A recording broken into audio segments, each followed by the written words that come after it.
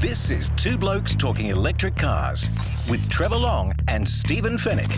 Thanks to NRMA Insurance and Uniden. I got rid of him again. Stephen's not here. Joshua Dowling is with us, and we appreciate him being here for Stephen. Two Blokes Talking Electric Cars, thanks to NRMA Insurance, helping over 3 million Australians protect the things they love, and Uniden smart dash cams. And as I keep saying, if you're buying a brand new car, why would you not spend a few $100s on a dash cam to help give you the peace of mind over that car if something happens? Joshua, g'day. G'day, Trevor. We got a caller later who's converted his business to electric cars. I want to talk about Roland Dane, but I want to also just sap your knowledge because you live and breathe far more than Stephen and I, the car industry.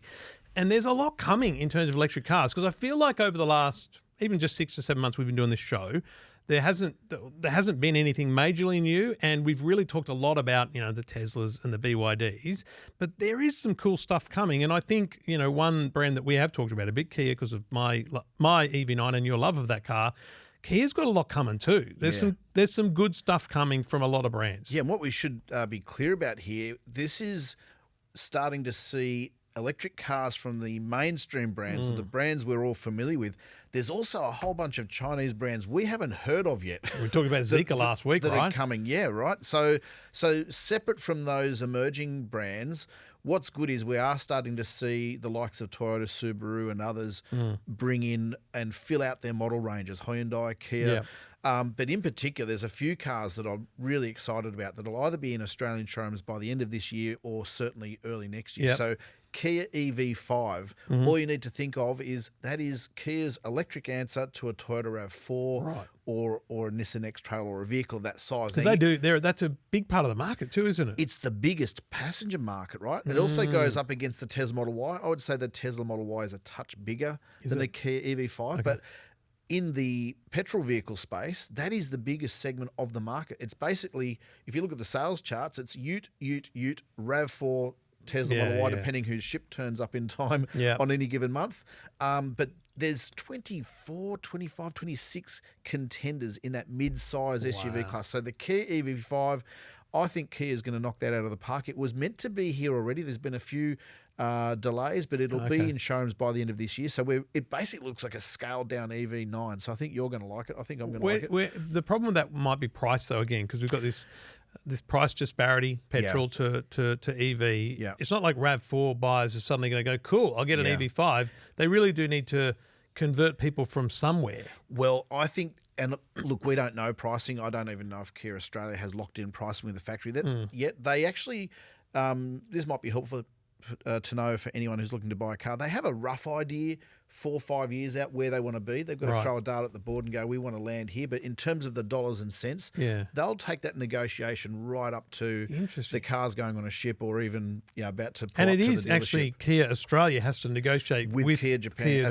Kia Korea. Yeah, that's right. It's with not like they just go, here's the cars world, do your thing. That's it. And the reason some cars in the US are cheaper than some cars in Australia is the US has massive buying power. Yeah. So they're 75% of the cars sold in the world on any given day are left-hand drive. So left-hand drive markets have much better bargaining power. But here's the thing, it costs just as much to develop the right-hand drive version. So they've got to clip the ticket in the industry parlance on those right-hand drive cars a little bit more to justify or to help pay for some of that engineering investment. But so EV3 is another one, though. That's right. Smaller again. That's right. So EV5, just on the price, we don't know. We think it's going to land $50,000 to $70,000. I know that's a very broad range. Yes, it is. It is, right? But let's split the difference and say it lands somewhere with a 6 in front of it.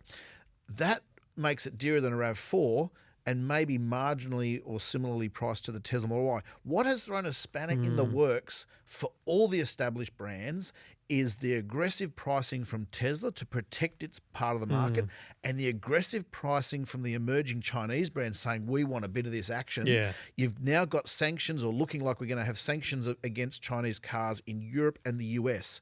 So they're going to come with a big tariff in those markets. So guess where they're going to send their cars? Right. They're going to send cars to tariff-free countries like Australia. And you think you're seeing a flood of Chinese cars now? We haven't even started. Right. So it is going to, and that's good for consumers in terms of competition. It does make it very hard for the Teslas, Toyotas and Kias of the world to say, hang on, we want to slice this too. So it will come down to, do you like the functionality, the features, the design? One of the advantages of established brands, and this isn't just about Kia, this is Toyota and Ford and others, they've got a dealer network of 100 to 150 dealers. They've got familiar controls, volume dials, Apple CarPlay, speed side recognition that works, lane keeping system that works really well. And reputation. All that stuff. Yeah. There's familiarity with going to get the vehicle service. So I don't think it's Tesla or nothing, and I don't think it's a Chinese car or nothing. I do see a space for the established brands to have a bit of this action, but it's game on. I mean, consumers will be in the box seat. I don't think we're going to see super cheap cars just yet because the technology is still expensive. China is actually prepared to lose money to claim market share. That's why they are able to undercut the others. So that thought. But so Park EV5, think of it, Toyota RAV4, fully electric. Next year, we think, maybe late next year or even early into 26 rather, there's an EV3. So think of this as a Toyota Corolla Cross, Subaru XV, which is now called Subaru Crosstrek, so just a little bit smaller. Now, you wouldn't think there'd be much difference between those two vehicles, and to look at, you'll have to blink twice.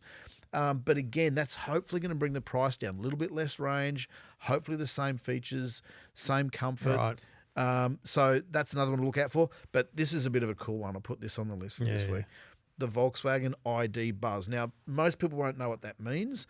They did release photos of it a long time ago, I feel like. It's been around forever. But in fact, I think it's been at the concept has been at CES for the last 5 or 6 years. All we need to know is just think of this as the modern Kombi. I don't know why they didn't call it a Kombi. Everyone's going to call it a Kombi. I don't know why they call it ID Buzz. Was the original bus called a Kombi? Was that also actually a nickname? Shorthand. It was a nickname then too. But they should have revived it.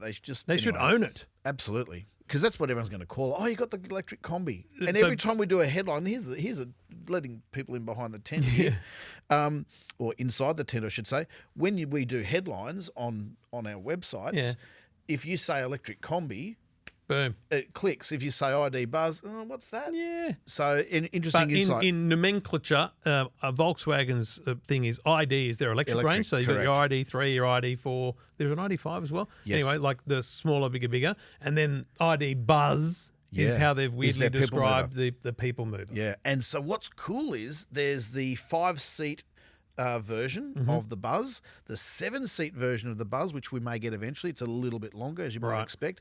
But what I'm really excited about, and this is exposing me as a van tragic, they've actually got an ID Buzz delivery van version. So you can get a white or silver body with grey bumpers and steel wheels and just nothing in the back except a vinyl floor to put your cargo on. How cool. I mean, if you own a business and you're doing deliveries, you've got a van, think about all those people that buy those like older Citroen style things, and they try and look funky with them. This is the modern version of that, but you're getting warranty and an actual, from a an drivable established car. brand. Yeah. I think these things will be go well. hot property. I mean, we talk about a 2-year waiting list for V8 Toyota Land Cruisers. We talk about 2-year waiting lists for RAV4s and lots of long waiting lists for other. Suzuki Jimny was another one. I think there'll be queues around the block for this car. I don't think we'll get enough. Well, that's the other problem, right? That's part of that what we talked about with Kia. The negotiation between Australia and the factories. Hey, guys, send us more a lot of the time. Yeah. And they might get 150 in the first 6 months. And it's like they of course they sell out. They probably already sold out. Sure. So if they actually were delivered 10,000 cars or vans, they'd sell them, but it would not be the long waiting list. They just don't have that many to sell because they're selling them to other countries. Yeah, spot on. So I think, look, not many people are onto this. There'll be some hardcore Volkswagen enthusiasts who have probably already got an order in. You can't actually technically place an order because there's no price for it as yet, but that's apparently not far away. I think what we will see is, dealers will take a deposit. They'll very good at take that. your money, pending, and obviously say pending price and specification, so you can wriggle out of it. Is it your advice? Because any company like a Volkswagen with a dealer network, dealers have a relationship with the manufacturer in Australia as well. And so normally, like I think back to the Mustangs and things like that, a dealer might have gotten an allocation of 1 or 2. Yes. And so actually what you want to do is you want to find a dealer who can find the general manager and you can say, listen, have you got many people who've given you a deposit for this car? I'll give you a deposit as long as I'm your guy. Yeah. I'm your first port of call. Look, that happens. So you do get repeat customers and VIP customers, and whether it's the dealer principal or the general manager or even just the top sales guy who's dealing with that person says, yep, you've got yourself a car. Unfortunately, it does happen where, if the dealer knows someone's else. like, Yeah, yours is a bit late. Sorry about that. But look, most dealers do the right thing, I've got to say, in my experience. It is a supply and demand scenario. So you're paying full freight at the start of a car. But you talk about how many dealers get how many cars. It basically is a ratio based on their previous year. So let's say Joe Bloggs Motors sold 100 Ford Rangers last year. That'd be a bad year, by the way. Some of those guys do 100 a month. He's struggling. But and 25 Mustangs. Yeah. And then the new model comes out, and that's kind of like a consistent pattern. So that would be the ratio that dealer would get. And so then you get some dealers who might have sold a few more Mustangs than they normally would, and they're happy to let them go. They might be regional dealers, and so that they don't have as much demand for the new one. Yep. And so dealers do swap among themselves. Yeah, right. And he might say, I'll give you a Mustang, but I Give me want a a Ford Ranger Wildtrak or a Raptor or similar. Yeah, right. Now, just finally, if I was buying a Model Y right now, I'd feel awful about it because we know the Model 3 looks so much better. And you know my thoughts on the Model Y. Yeah. Well, I like it, but we can agree to disagree. I get a lot of comments that agree with me on the Toad, but it does look like one of those. It looks like a mouse. Really. I'll go with computer mouse. There's talk about. I might use that as well. There's talk about a facelift there, but then you got old Elon who said at one point, no, that's not on the cards yet. I mean, is there a facelift on the cards for a Model Y? There has to be, surely. Absolutely. I think he's said that because he realises he has a big audience. And so he's probably seen a slowdown in the market because people know there's a new one coming, or they suppose there is a new one coming. And that's one of the reasons car companies generally are so secretive about what's coming next. That's why there's a whole industry around spy photos. They cover these things up in zebra stripes because they don't want the customer to know, oh, there's a new one. But we know as journalists in the industry, when you see a spy photo with zebra stripes on it, you go, okay, well, that's about 12 months away. Right. But at least we still don't know what it looks like. So that's why we have this cloak and dagger. But Elon Musk is much more open with that stuff. Yeah. And so when he says there's something coming soon, and he actually gets a bit too excited, he said Cybertruck would be here a lot sooner than it ended up being. And that's he also thought it was bulletproof glass, and it wasn't. But I think he does that partly to pump up the passion for the brand, pump up the market, and also to put his engineers under pressure and say, guys, we're going to get this thing out. But so back to I the think Tesla Model Y could absolutely do with that front end facelift. Oh yeah, so going back to the point about when we think it's coming and will one come? Well, there have been photos of a Tesla Model Y, or Tesla Model Ys plural, testing in the US with front and rear masks, so like a car bra type thing. So that's obviously the bit they're changing. It's only a midlife update. And so that tells us, okay, well, they're working on that now. That's probably 12 to 18 months away. The other big clue, of course, is they've just done an update on the sedan. And the reason those things don't happen together, every car company only has a certain number of engineering and design resources. So they do one project.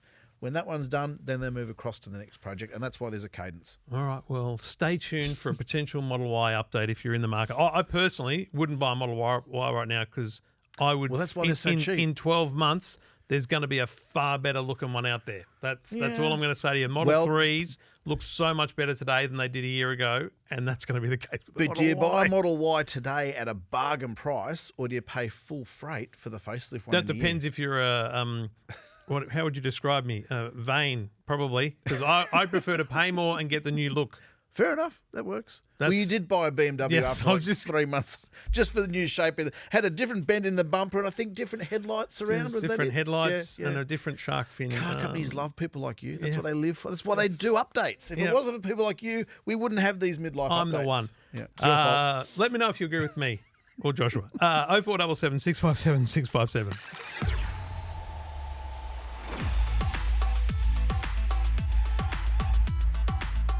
Now, I was shocked to learn that former owner of 888 Racing, the V8 supercar team, and motorsport guru, motorsport god, Roland Dane, owned a Cupra. Now, I said to the person that mentioned this to me on Threads, I go, yeah, sure, but it's not mine. It's not it's not the EV.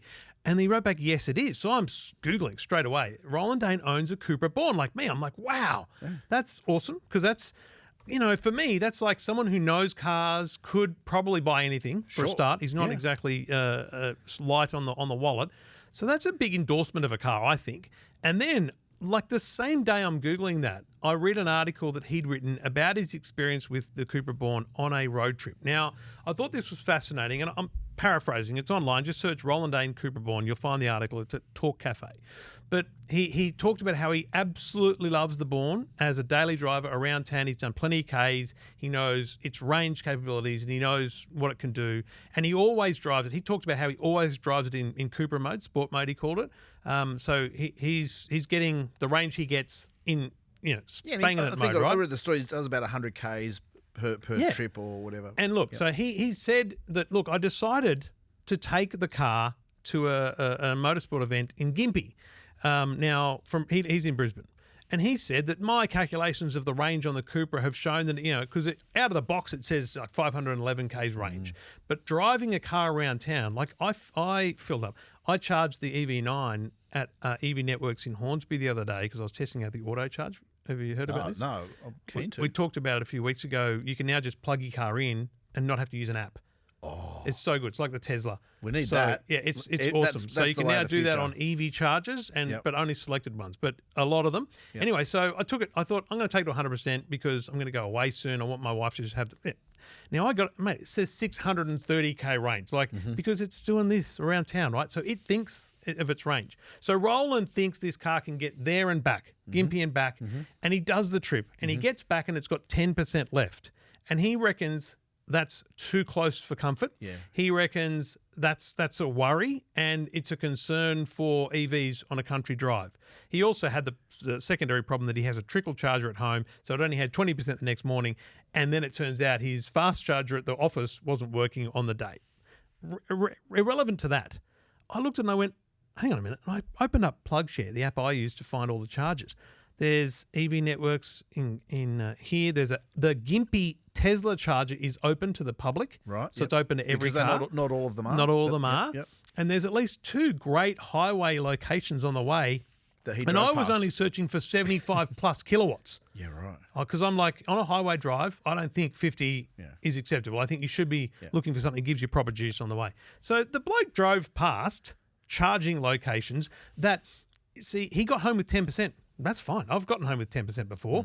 If he had to stop for a pea and a meat pie, in 15 minutes, he would have gotten home with 35 or maybe 40 or 50%. Yeah, but this is a really good anecdote because a couple of things that get touched on with this story. First of all, electric cars love traffic and they love braking and they love stop-start because every time you slow down, there's a little bit of regen. You're not getting it all back, but you're getting a little bit back. Call it a 5% boost, 3%. I don't know what percent, but you're getting a little bit of a boost. So that's the first thing. And they much prefer driving at lower speed. So that's 60, 70, 80, maximum sort of 80k range. And they love certainly 30 or 40 because they're not having to work as hard. The example that Roland Dane gave is he's driving on a freeway, which is the worst condition for an electric car. To his credit, he mentioned that he knew that and he wasn't slowing down because he wanted to drive it like normal. That's right. But it's the worst condition for an electric car, but it's the best condition for a petrol car. Yeah, it's the complete opposite. You have to and so city stop-start driving is the worst for petrol cars because they've got to burn so much fuel to move that mass and stop it and start it again. So, electric cars not so good on the freeway. Petrol cars, diesel cars, great on the freeway. The opposite. And so I think that my takeaway from that article was, hey, if you do get an electric car and you do need to do highway speed driving, you need to knock back the expectation of the driving range. Wait till Roland finds out that Queensland's fine, but when you come to colder states, that impacts in a big way. Yeah. Like I get up, I'm driving the BMW still, and there was a morning recently where it was like 5 to 7 degrees in the morning, and the range was like 250 k's, and I'm thinking, what? I just charged it. But then I realised once it gets into it, it'll be okay. But the iconic story of, I can't remember what year it was. I feel like it was 2018. Maybe when Bowen and I drove to Bathurst and didn't make it. You had me at every syllable. That was the best suspense thriller I think I watched that year. I still think it's the best piece of content I've ever made. I felt I was in the car with you. It was a pretty tough video to watch, Trevor.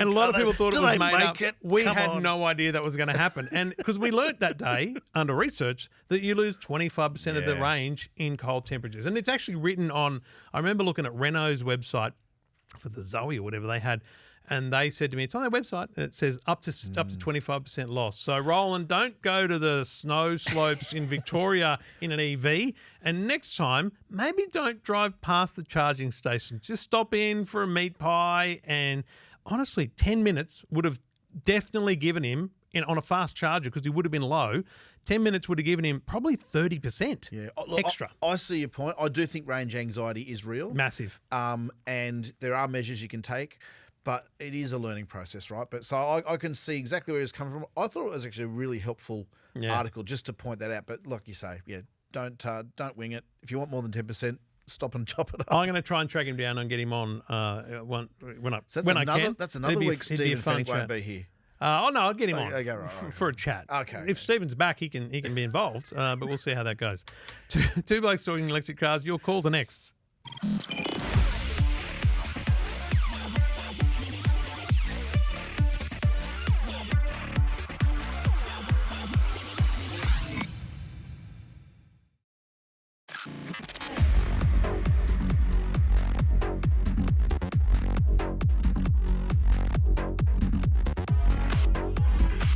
I'm normally dancing with Stephen. We normally get really into the vibe of those things. You look like the dancing kind. Yeah, do you get on the disco pickies much? No. You need to dance more. I say that with love. So do I. I was younger than all my friends at school. So when I got my license, I was dead keen to be the designated driver. Like, you guys get on the drink, you go to nightclubs, I'll pick you up because I just wanted to drive. I was the same. I thought I was really popular. It was because I didn't drink. Let's get Josh along. No, they just want me as a free taxi. Yeah, free taxi, great. As it always is. Awesome. Two Blokes Talking Electric Cars. Joshua Dowling with us still, and Stephen just in Malta. Who knows? 0477 657 657 if you have a story about electric cars or you've got a question about electric cars. Andrew's on the line. G'day, Andrew. Hi, how are you this morning? Yeah, really good, mate. Where are you at in the electric car world and journey? 2022, we completely converted all of our cars over to electric. All? So how many cars are we talking about? Is this a private or a business? We're talking about swapping some Honda HRVs for BYD Atto 3s and some Toyota Fortuners for Tesla Model Y. Wow. So obviously the Fortuner is a hardcore off-road vehicle based on the Hilux frame. So clearly the car you have now, the Tesla Model Y, can't go quite as far off the beaten track. But did you find you weren't using the off-road in the Toyota Fortuner, or do you find the Tesla Model Y goes we weren't. Yeah. No, we weren't using it. We were using it mainly to carry cargo, and what we found was that the Model Y has an absolutely amazing amount of interior room. Doesn't it? Yeah, the frunk, there's storage under the rear floor, and of course you open that tailgate, put the back seats down. It's like a van. It is, and you know what, Andrew? I don't think there's a contender when it comes to competing with Tesla on cargo space, because the frunk is unrivaled. There's only a couple of cars that have them, and some that don't have them at all. Some that do, they're just this little, like, I respect the fact that Kia's got one in the EV9, so that's where my cables are. Yeah. But it's like, I should be able to put pizzas in there. In a Tesla, you can rock up to a pizza joint, you can put your 4 or 5 pizzas for the family in the frunk, get home, and you haven't smelt the car up. But this is a business that you're operating, Andrew, and I understand it's a vet. So you're transporting animals and in cages and all that kind of stuff around. Is that right? That's correct. Yes. I mean, we've been watching, I guess, Tesla since 2012, something like that, when they started making cars. Thinking, well, this looks like it'd be a really good idea, because one of the things that really concerns us, of course, is all the particulates that come out of the cars and how it affects our dogs and our cats. It's very bad for their lungs and for their heart, and people sit there with the cars burbling away and their animals are in there and they're making their animals sick. Have you taken advantage? So getting away from that. Sorry, Andrew. Have you taken advantage, I should say, of the dog-in-car mode, or there's a button you can push to kind of keep the climate control all the time. So you do use that, and so you use that. We get people ringing up going, "Oh, look, we don't think it's good that you've left the dog in the car." But you And obviously you're activate a the vet, mode. and we go, yeah. didn't you look at the screen? Yeah. It's in dog mode. So you've got a big sign on the side of the car that tells people who you are, and you've left a dog in the car. They think you're an irresponsible vet, but actually you're probably the most responsible vet in terms of your choice. But Andrew, you're, as I understand it, you're in Whyalla in South Australia, right? So this is We also are. We're 500 kilometres out of Adelaide. it's a regional choice. And we were watching Tesla for quite a while, and really ramped up our interest. 2019 when the Model 3 came to Australia, and look, I can remember the first time I drove one of those. It was instant dissatisfaction with my Honda and with my new Toyota. I mean, instant. I just didn't like them. Can I just ask Andrew? I drove the car and it was like, this is the future. Yeah. Why am I driving a horse and cart? Can I just ask, how often do you drive to Adelaide, and do you do a peace of mind top up on the way, or can you kind of just get there on one charge? You could get there on one charge, but not the way I drive. Okay, fair enough. Well, the statute of limitations is passed, so you're probably okay for the last trip. Well, I mean, when we decided to convert, I mean, there was nothing in regional South Australia. Yeah. Nothing.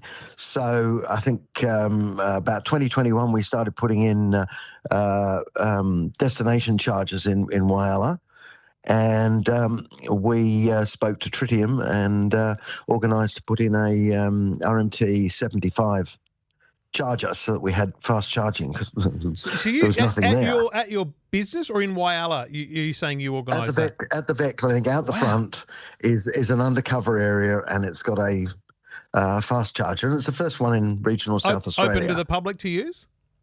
Open to the public, and to our clients. And if our clients come there and we look after their pets, we just switch it to free charge, so they can charge while we look after their dog or their cat. And so, Andrew, can I ask, have you made that trip to Adelaide, or is it just not a common trip you do? All the time. And so where do you top up and how often, roughly? Well, that is changing so rapidly now. Yep. But when we started out, Tesla had just put a charger in at Clare, so about 300 odd kilometres away. So we started out by doing a couple of trips in the Toyota just to see whether it was possible to go from Adelaide to Whyalla, and it was. So we had that one, so you would charge at Clare and then you had to come across, and there was nothing in between.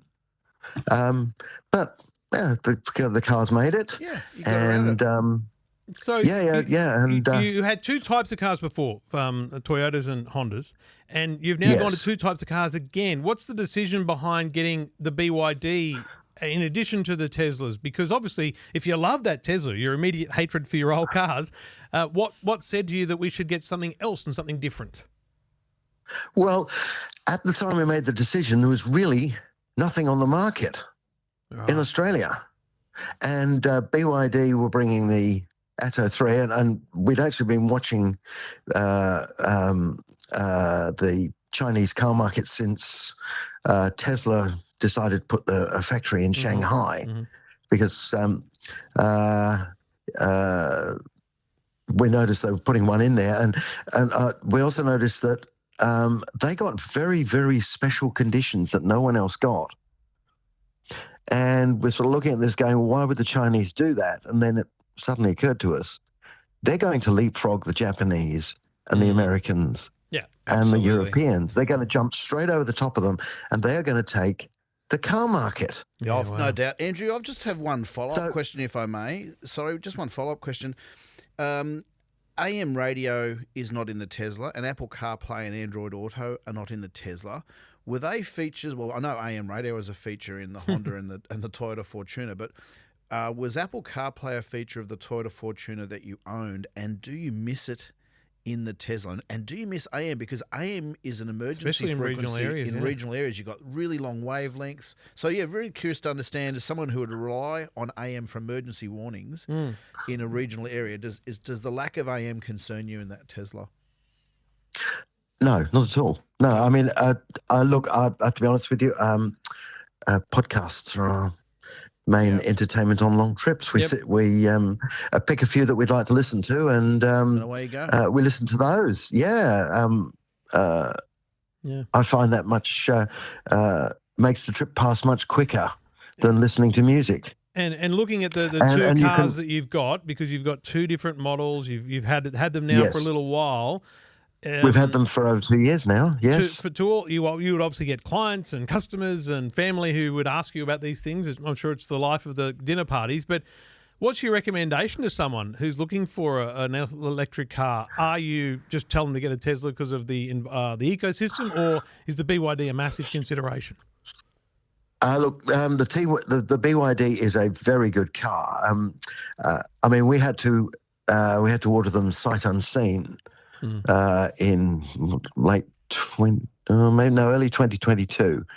And in fact, I flew up to Brisbane when they brought one out to have a look at it, and it was actually amazing, the quality of the car. It was as good, if not better, than the Toyotas we had. It was incredible.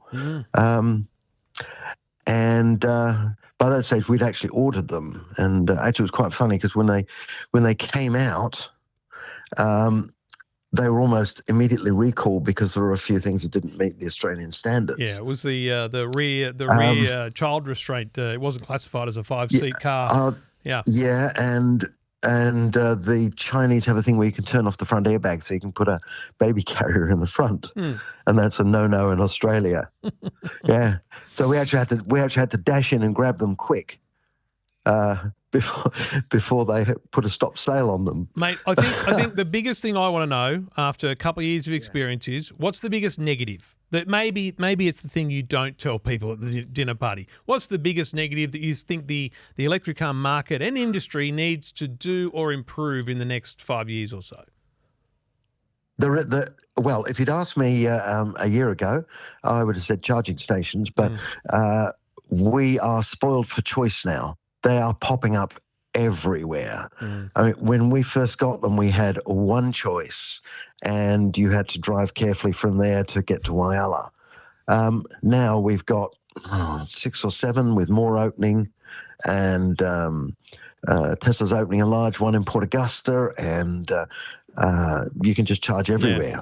I took a trailer load of furniture down on there, and the trailer was fully loaded and had no issues at all. Wow. Sorry to interrupt, Andrew. Yeah. The trailer was on the back of the Tesla Model Y.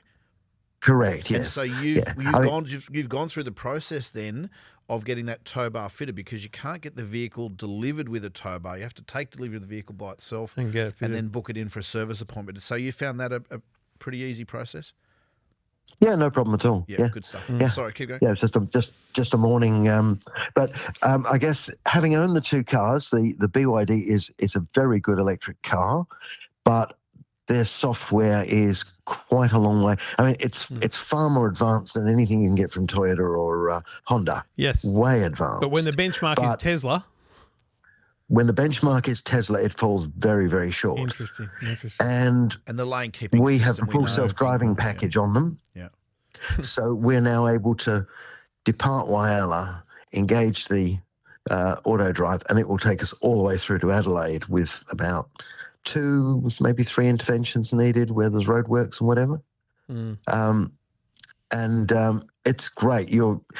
You're not driving by yourself anymore. You're working with the car to get to the destination safely. Well, you're it's a whole new way of driving. You're a great story. You must be Whyalla's biggest advocate for electric cars, and you're also a very early adopter, which is awesome. And I think it's a great thing that you've done. I love the fact that it's not purely environmental. It's more for the cats and the dogs. You know, it's a health thing, Andrew. So good on you, mate. Thank you for getting in touch. Thank you for listening and watching. It is very much. And we look forward to hearing more from you in the future about where you go with your next lot of EVs, mate. No worries. Thanks very much for your call. And if you want to get in touch, 0477 657 657. If you've got an EV, you want to buy an EV, it doesn't matter. But see, it's fascinating to me when you hear the stories of people, and like the research, sounds like he was always going to be an EV early adopter once he kind of learned about it. But then it's that whole I'm surprised by the BYD thing. Yeah. You know, it just shows. Well, I think that was a price point decision as Probably, well. yeah. So He didn't say that, 60 but to 70. because the he did BYD say the BYDs replaced the Hondas and the Tesla That's are right. because probably two different leases, you know, and the That's right. payments are worked That's out right. to So be I the think same. that's possibly that reason. And I love the fact that he uses the dog mode to transport Yeah. pets that he's treating. I think he just needs to invest in a sign. Maybe Maybe a magnetic that sign says, to say, hey, "Please don't call." The AC's on. We're not killing these And the dogs last in thing here. I'd say is that that reaction to the quality of a BYD is very common.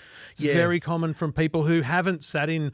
You know, we're lucky, and you more than me. You've driven every car, and it's amazing to see what a Rolls Royce is like and a Mercedes and a bit. But the average person driving an older Mazda or an older Nissan or an older Toyota or an older whatever, Sure. you get into a BYD and you go, "Wow, this is pretty cool." And a lot of other cars from China, so MG and GW and others. Yeah. What I would say, though, they do have impressive showroom appeal, we call it. So you open the door in Yeah. the showroom, you go, wow, I've got a screen, massive, wide, taking Yeah, up half yeah. the dash. I've got all these twists. trinkets. I will say that those are really impressive to look at. They do have areas of improvement for functionality. So we know that the swiping of some of these screens has a bit of Slow, lag. yeah. It's like a cheap phone, not a Yeah. good phone. We know their lane keeping systems, and I'm talking in very sweeping general terms here. Yep. But from a lot of the emerging market cars or emerging brand cars we've tested, they do tend to ping pong with their lane keeping. Yeah. The good news is they can fix that. Yeah, yeah. If they get the hard stuff right, if they And- get their technology right in the electromotor and the battery, and they can get a 5-star safety rating, they can tune Software the can be screen. tweaked. They can tune and the lane full keeping. credit to BYD because they had a rough early start where they said they'd launch then and then it took ages. They overcommitted to things. Luke Todd went way too aggressive with his commitments to things, and I was worried. Things like Apple CarPlay. It's like, will it ever come? Yeah. And then will it be wireless? Like so many things, and they have delivered on those things. They have delivered on over-the-air software updates. They have created a better system, but it's still let down by potentially the processor and the chip, which makes it laggy and slow. They're just growing so fast. Yeah. They want to be number one tomorrow, not in October, not December, tomorrow. And so that's what we're seeing. And unfortunately for the consumer, what that means is the car kind of gets 80 or 90% of the way there, and then they let the customer do the final validation work for the next 10%. That's a bit unfortunate. Whereas other manufacturers who are criticised for being slow, that's because they're using processes that they've relied upon for 100 years or 50 Yeah. years, and they want to get the car to a better state before they hand it over to the customer. The Chinese are prepared to probably launch a car a bit sooner than we would like. Yeah, exactly. And let the customer do the rest of the work. Well, let us know what you think. 0477 657 657. Two Blokes Talking Electric Cars. We'll be back again next week. Joshua will be with us again because Stephen just keeps on gallivanting. Thank you, mate. Cheers, mate.